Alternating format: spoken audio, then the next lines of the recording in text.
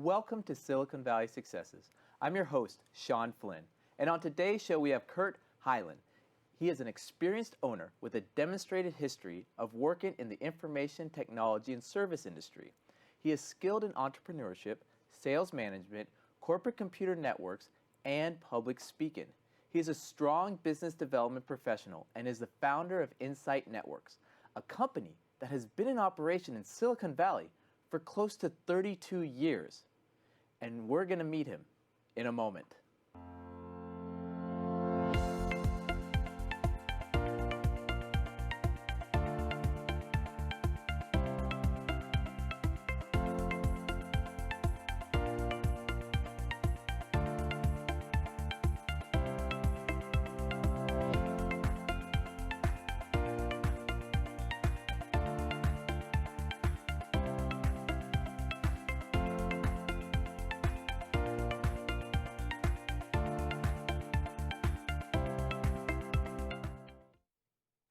Kurt, thank you for being a guest today on Silicon Valley Successes. Thanks so much for having me, Sean. Now, Kurt, you've had a company here in Silicon Valley for close to 32 years, an area that's known for companies growing and dying within months.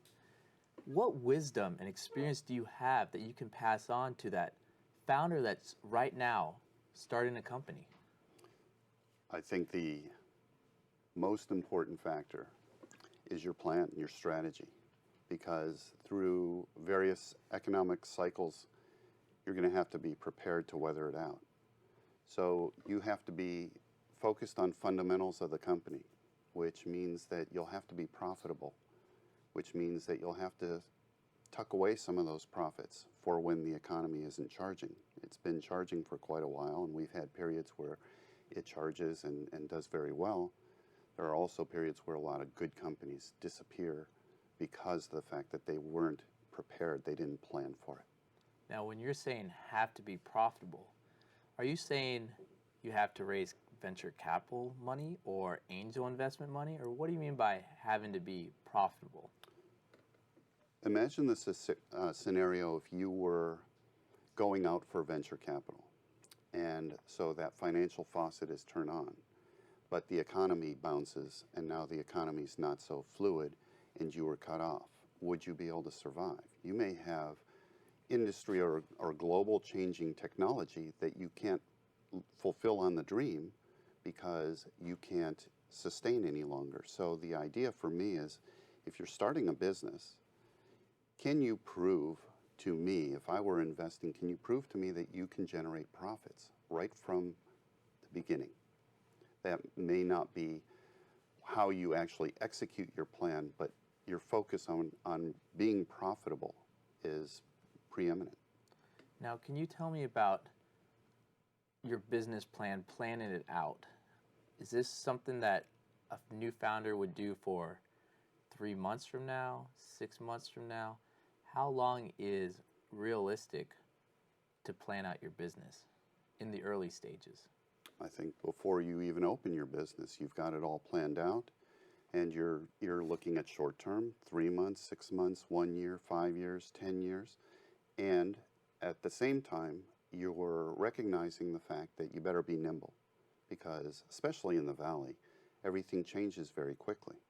But the fundamentals of your company, you've got to plan out your marketing, you've got to plan out your sales team, you've got to plan out your intellectual property or whatever it is you're bringing to market, whether it's a product or a service. You've got to plan for being under attack for somebody going to try and steal your ideas. So how do you modulate from there? How do you become insulated and protect your core value, your business value?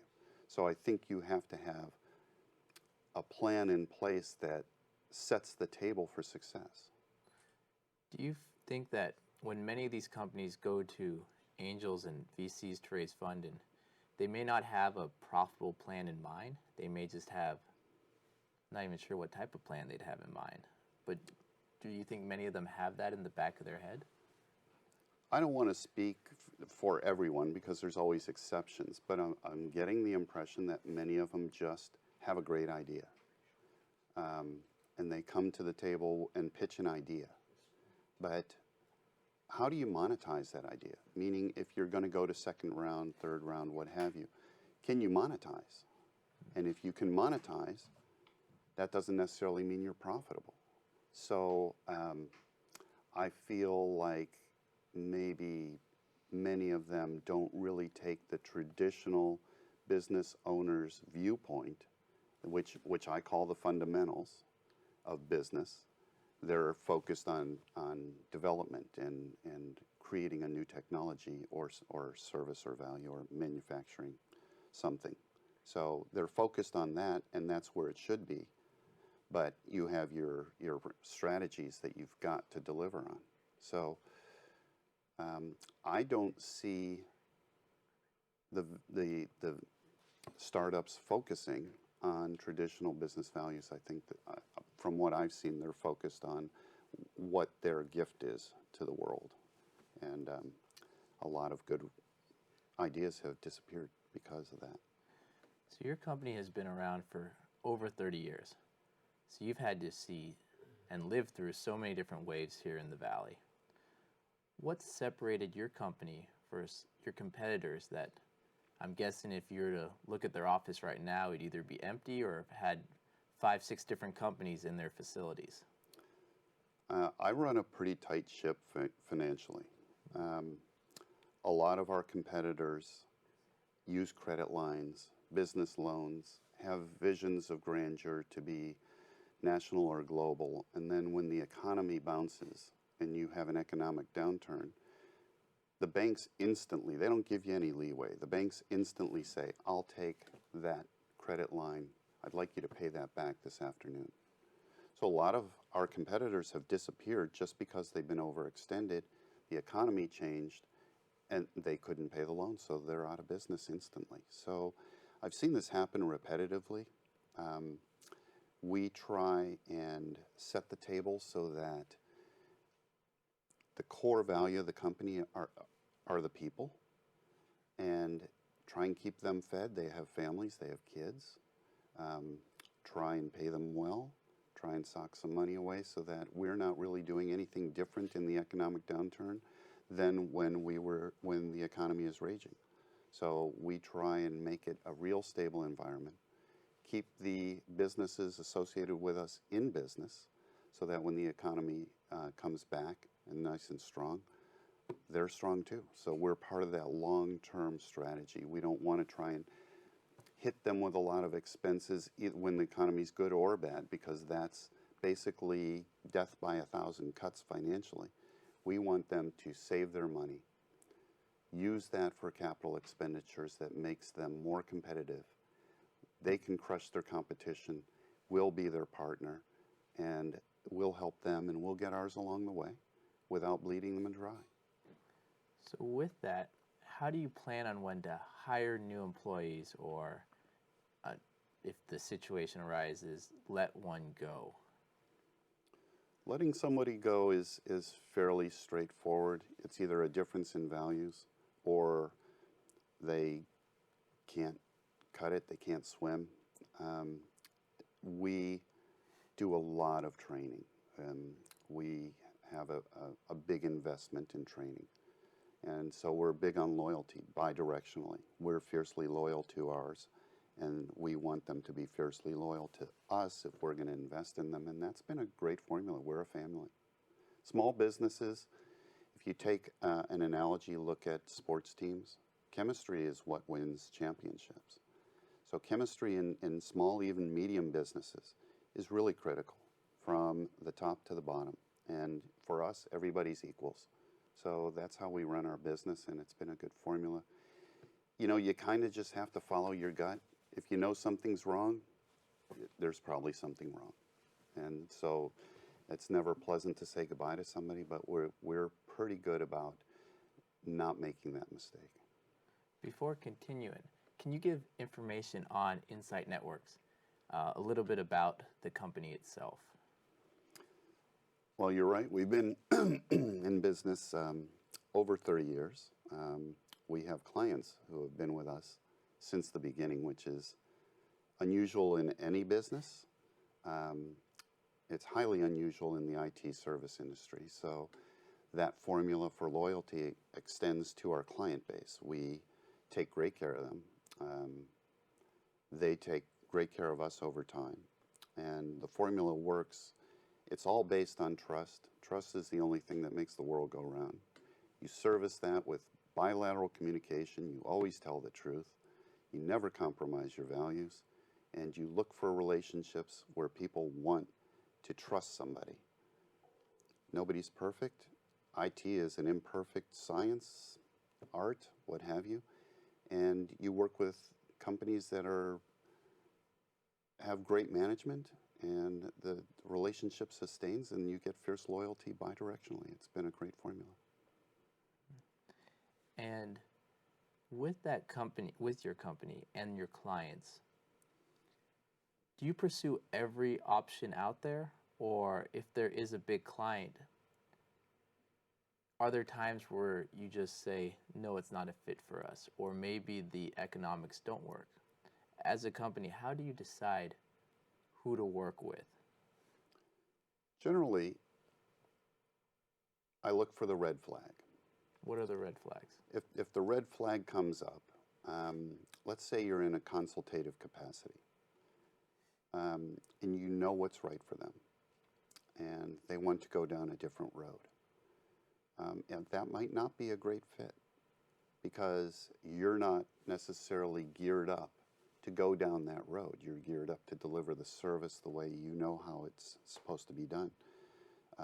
After 30 plus years, we have a pretty good idea of how to say that less is more. So you don't want to do too much because it ends up costing the client money. So you're trying to protect them from themselves sometimes. And sometimes they don't want to hear that. Sometimes they're the business owner and, you know, it's their company. You have to respect that. You don't want to say too much, but you also don't want to be quiet. And you'll know when that moment comes where you know you're no longer a fit if you're going in separate directions. Are there any times where maybe a big client will come to the small little guy and say, we'll only pay you this much, but we have a big brand, so you should accept our offer? You know, you never want to let one client become too much a part of your book of business. What do you mean by that? Because frequently when there's a change in the guard, you will get swept out as well. But a large client will draw a lot of resources from your company. So if they're coming in asking for deep discounts right out of the gate, you should expect more of that. If that's part of your plan and you're willing to accept that, then know that when there's a change in the guard, you'll probably get swept out, and now you'll have personnel, resources allocated to this client. Now you have to find a replacement. It's better and safer sometimes to get those same personnel, resources, what have you, and spread it out over a number of clients. But at Insite Networks, we've had very little, if no, client attrition. Wow. And to find out more information here in Silicon Valley, visit us on siliconvalleysuccesses.com. Also, our LinkedIn page and our Facebook. We provide updates weekly on things that are happening here and knowledge that you should know. So once again, visit siliconvalleysuccesses.com. Kurt, so we've covered some pretty great information, but still have a lot of questions for you. When you're onboarding someone to your team, it's a small, close-knit group. And this is very common with early stage companies that might go from 4 to 5 to 6, 7, 8, 10 people. How do you onboard that person to make sure that they fit within the family, that they gel, that they can work? Well, a lot of it, like I said, is strongly intuitive as a business person. You know, a lot of what business people do is analytical. So I like to say, try to stay close to your heart. If your intuition is telling you that something's not right, then you're right. Trust your instinct. But in that regard, you try to interview a potential client the same way they're interviewing you. It's a bi-directional relationship, so you want the relationship to be successful, and if you don't see the red flag, then you go to the next square, you onboard them if they want to do business with you, you set the table, you communicate with clarity. This is what the expectations are, this is how we're going to do our job, this is how we're going to bring you in the first 3 months, this is what it'll look like in 5 years from now. So you set the expectation, and then you reinforce it. You consistently, not constantly, but consistently reinforce it.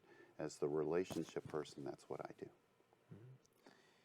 And then for a startup, when should they start thinking about security for their software or their platform, or how important is that to a company? Well, seeing as many of the Silicon Valley firms have had their intellectual property lifted right off their servers, the truth of the matter is that the security it's the wild, wild west in a lot of ways. So what you've got to do is create a situation security-wise where it's just not worth breaking into yours. So before you even turn on the first computer, you have to be cloaked. You have to have security. You've got to have a tight situation. You're developing new intellectual property. You've got to protect that.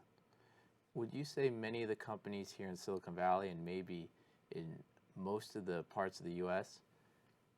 probably are not at the level of security for their system that they should be? I would say that's true. A lot of companies look at it as a consumer item, where it should be in their minds that the technological requirements of a small and medium-sized business is the same as an enterprise-level business. They all are exposed to the web. So there's really no difference, which is kind of silly, but that's the truth behind security. Everyone needs the same level of security. The question is, can you find the price point at which to deliver that to the particular business that you're working at?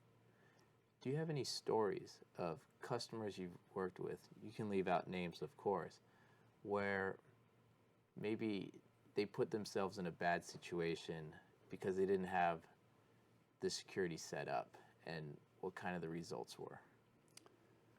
Well, those would be clients that somebody else is servicing, because we can't wander off the ranch that way. Then we have a liability issue. So it doesn't have to cost a fortune, but you can't be out there exposed. There's a very simple, less is more formula to securing a business and letting them go forth. And you can't take any one of those, cogs out of you take a gear out of the mechanism and the mechanism won't spin. So yes, we've seen situations like that where clients want to save a dollar. They don't think it's that big of a deal. They think that maybe we're overreacting in that sense, maybe over-preaching, maybe even overselling. We won't oversell, but we certainly can't afford to undersell. We have exposure as well as them, and we want to protect them. Again, sometimes you have to protect them from themselves. Could I ask what kind of initial plans, or what should a new startup kind of budget for security? 5% of the money they raise, 10%, or I know the range is probably very large, but just an estimate or an idea for a founder out there, what should they be thinking of? Or maybe even just services or that, more information on security for someone that has no idea about what that really even means, other than I have McAfee or Avis installed on my laptop. Well, I think that the quality security products are not inexpensive.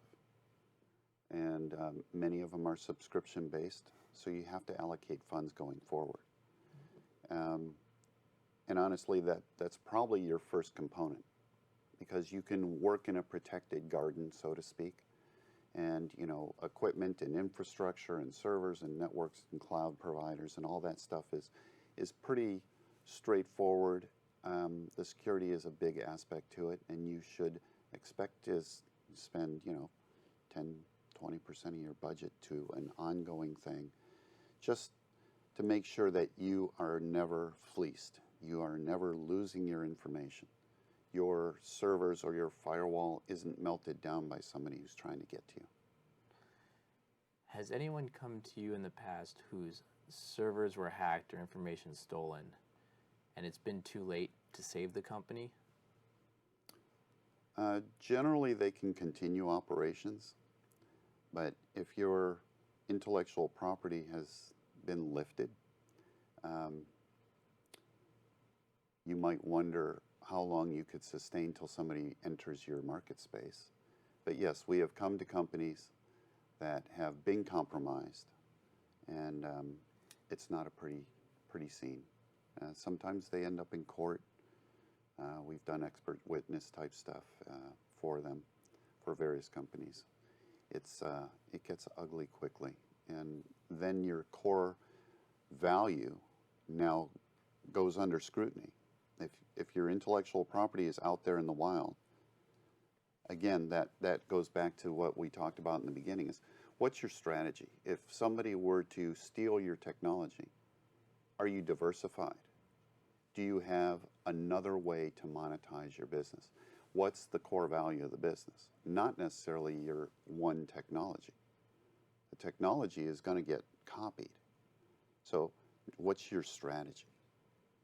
And that's how you can sustain. So if you lost, let's say, the technology for a particular product or item that you were developing, okay, that's bad, but could you sustain? You should plan for that. It goes back to the strategy, the planning phase.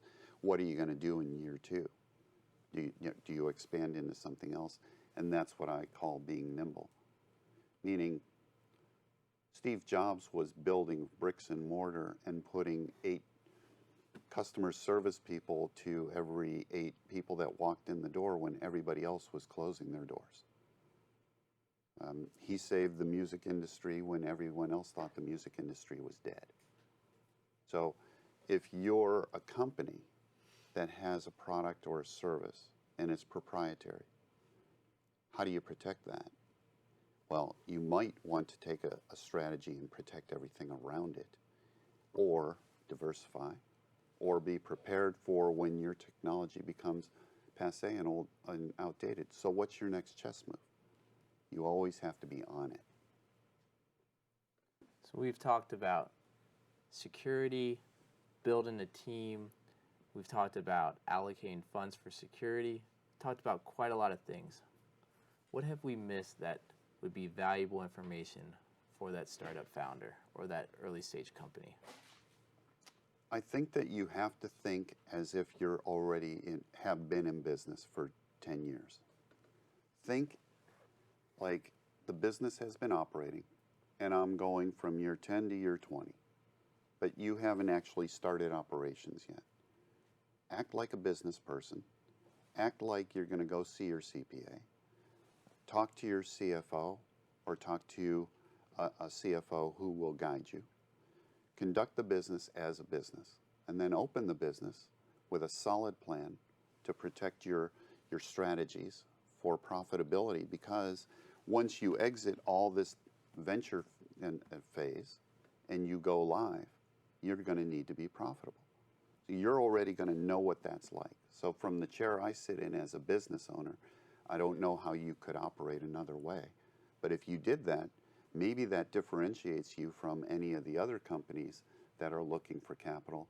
Even better, maybe capital finds its way to you because you're running your business already as a business from the get-go. That's an interesting point.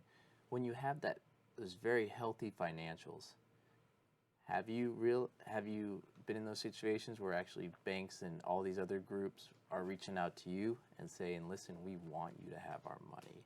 You're doing so well without it. Can we entice you to take it anyway? I think that unless you can come up with a plan to monetize or rationalize the financing that a bank wants to give you, Unless you can monetize that and prove to me that it's going to be profitable. Money for businesses, loans for businesses, credit lines for businesses is like addictive drugs. I don't like it because it makes the business dependent on the credit line, and it makes you really vulnerable when the economic cycles change. So unless you're going to develop something, or you can expand because you open up a new manufacturing facility, you're going to need money to do that.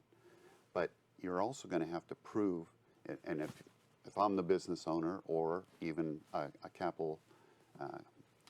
venture capital person, prove to me that you can make money. Show me that you can make money. Monetize it for me. And it's not great to just open a new facility. Show me that it's going to be profitable. Year 1, year 2, year 3. I want to see that this makes sense. For me, there's no reason to do it unless we can make money. And Kurt, we have a little bit more time. Please tell the audience who's an ideal customer for you and a way for them to get a hold of you. Well, I appreciate that, Sean. Insite Networks, you can locate us at insitenet.net, which is INSITE net.net, 415-454-6200. We've been around, like I said, and zooming through our 3rd decade here, and it's been interesting to watch the valley change over time and move through the various phases. And I love running the business kind of the old school way. We run a tight financial ship, debt-free, and we give that extra money that we're not paying on the credit line to our technicians so that they can be happy and take care of their families. And we take care of our clients the same way. So we're looking for clients that want to be in a long-term relationship, maybe the last IT service firm that they will have during their business careers. We're looking for small and medium-sized businesses. We're anywhere up to 500 users is a sweet spot for us. 100 to 500 is what we're looking for at the moment. We do private sector, we do public sector. Kurt, thank you for your time today on Silicon Valley Successes. And for everyone at home, please visit us next week when we interview Leslie Katz, who is a partner at CKR Law, who's going to give some amazing insight into how she helps companies and what startups need to be thinking about in terms of legal aspects. So stay tuned for next week on Silicon Valley Successes. Thank you.